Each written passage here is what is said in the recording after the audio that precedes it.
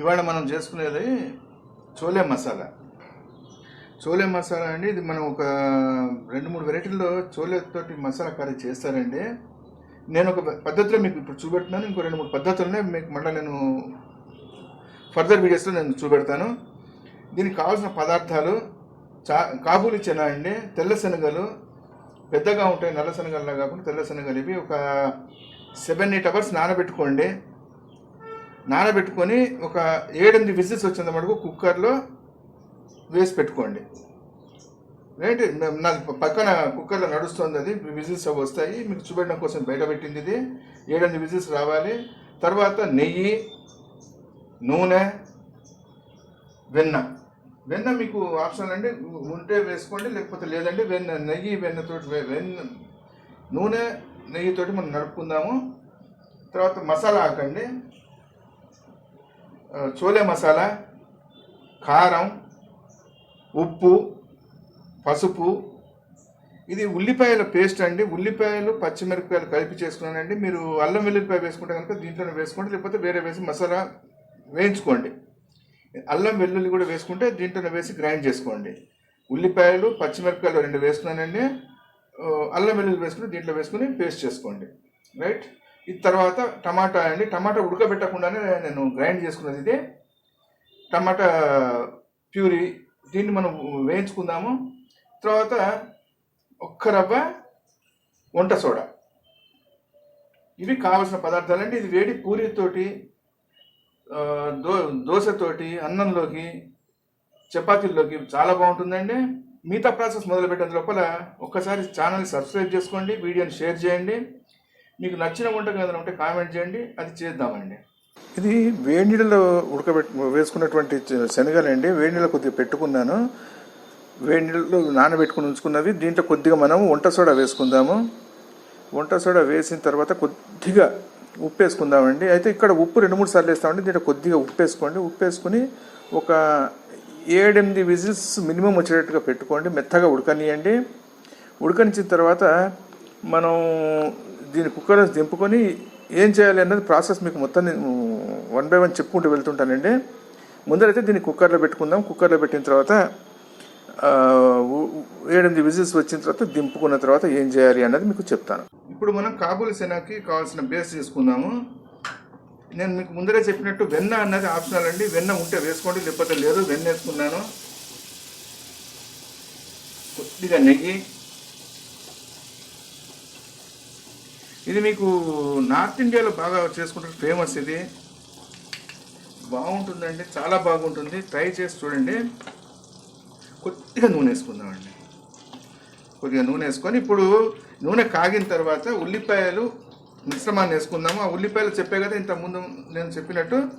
పచ్చిమిరపకాయలు వేసుకుంటే అల్లం వెల్లుల్లి పేస్ట్, అల్లం వెల్లుల్లి దాంట్లో వేసి రుబ్బుకొని దాంట్లో వేసి వేయించుకుందాము. ఎర్రగా వేగాలి, అది నూనె వదిలిపెట్టేంత వరకు వేయించుకుందాం. ఇది కొద్దిగా నూనె కాగింది. నూనె, వెన్న, నెయ్యి 3 మిశ్రమం ఇది. కాగిన తర్వాత కొద్దిగా దీంట్లో 2 ఆకులు వేసుకొని కొద్దిగా జీలకర్ర వేసుకొని మనం అల్లం వెల్లుల్లి పచ్చిమిరపకాయలు వేసిన పేస్ట్ వేసుకుందాం. రైట్, కొద్దిగా జీలకర్ర వేసుకుందాం. జీలకర్ర కొద్దిగా, 2 ఆవాలు వేగిన తర్వాత మనం ఆ ఆకును ఉల్లిపాయల పేస్ట్ వేసుకొని వేయించుకుందాం. రైట్, ఇది వేగిన తర్వాత మళ్ళీ మీకు చూపెడతా. ఆవాలు జీలకర్ర వేగాయి. ఇప్పుడు పత్త వేసేసుకుందాం. ఆకు ఒక్కసారి కొద్దిగా వేయకగానే ఇప్పుడు ఉల్లిపాయలు పచ్చిమిరపకాయల పేస్ట్ వేసుకుందాము. అయితే నేను చెప్పాను కదా, దీంట్లో వేసుకుంటే కనుక అల్లం వెల్లుల్లి పేస్ట్ వేసుకొని కొద్దిగా నూనె వదిలిపెట్టేంత వరకు వేయించుకుందాం. దీన్ని నూనె వదిలిపెట్టే టైంలో దీంట్లో టమాటా పేస్ట్ చేసుకుందాము. మీరు పక్క గిన్నెలో వేడి నీళ్ళని పెట్టుకుని ఉంచండి. అవసరమైనప్పుడు చల్లనీళ్ళు పోయకుండా వేడి నీళ్ళు ఉపయోగించుకుందాం. ఉల్లిపాయ, పచ్చిమిరపకాయలు వేసుకుంటే అల్లం వెల్లుల్లి పేస్ట్ వేగిపోయాయి. ఇప్పుడు దీంట్లో మనం టమాటా గ్రైండ్ చేసుకున్న టమాటాను వేద్దాము. ఇవి నేను బెంగళూరు టమాటా 2 తీసుకున్నాను. ఉల్లిపాయలు, టమాటా 2 సమపాడలో తీసుకున్నాను. దీన్ని ఎటువంటి ఉడకబెట్టలేదండి. టమాటాని ఏమీ ఉడకబెట్టలేదు, ఏం చేయలేదు. డైరెక్ట్గా పచ్చి టమాటాలతో ప్యూరీ చేశాను. దీన్ని ఇప్పుడు దీంతో కలిపి రెండు వేయించుకుందాము. దీని పచ్చివాసన కూడా పోవాలి. ఇది ఒక 10 నిమిషాలు పడుతుంది. 10 నిమిషాల తర్వాత మళ్ళీ మిగతా ప్రాసెస్ చూద్దాం. టమాటా మెత్తపడేందుకు ఒక రవ్వ ఉప్పు వేసేద్దాము. తొందరగా మెత్తపడిపోతుంది. కొద్దిగా వేగిన తర్వాత ఉప్పు వేసుకున్నాను. పచ్చివాసన పోతుంది. ఇది పోగానే మనము ఉప్పు, కారం, మసాలా పౌడరు అవి వేసేసుకుని కలుపుకుందాం.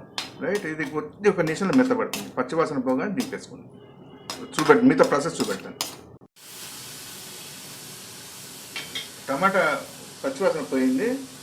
ఇప్పుడు దీంట్లో ఉప్పు, చోలే మసాలా, కారం, పసుపు వేసేసాము. వేసి ఒకసారి కలుపుకుందాము. నేను మీకు ఇందాక చెప్పాను కదా, వేడి నీళ్ళు పక్కన పెట్టుకోమని. వేడి నీళ్ళు అవి ఇప్పుడు వేయాల్సిన అవసరం వస్తుంది. ఇప్పుడు వేసుకుందాము. మీకు చోలే మసాలా అవైలబుల్ లేకపోతే కనుక గరం మసాలా వాడుకోవచ్చు. గరం మసాలా వేసుకోండి, ఏమీ కాదు, బాగుంటుంది. ఇప్పుడు కొద్దిగా నీళ్ళు, వేడి నీళ్ళు వేసుకుందాం. వేసుకుని కొంచెం మసాలా పచ్చివాసన పోయినంత వరకు చూసుకొని తర్వాత చోలే అవి వేసేసుకుందాం. అయితే మనం దీంట్లో ఒక విషయంలో జాగ్రత్తగా ఉండాలి. ఉప్పు విషయంలో చాలా జాగ్రత్తగా ఉండాలి. ముందర శనగలు మనం కుక్కర్లో పెట్టినప్పుడు ఉప్పు వేసాము, టమాటాలు ఉడకడానికి ఉప్పు వేసాము, ఇప్పుడు దీంట్లో ఉప్పు వేసాము. అన్నిటికి కలిపి ఉప్పు ఎంత వేస్తామో దాన్ని డివైడ్ చేసుకుని వేసుకోవాలి. చాలా జాగ్రత్తగా వేసుకోవాలి ఉప్పుని. ఉప్పు ఎక్కువైతే కనుక కూర పాడవుతుంది. చూసుకుని వేసుకోవాలి ఉప్పు. రైట్, ఇది మీకు మసాలా ఉడికిన తర్వాత మీకు చూపెడతాను. ఉప్పు విషయంలో మటుకు జాగ్రత్తగా ఉండాలి.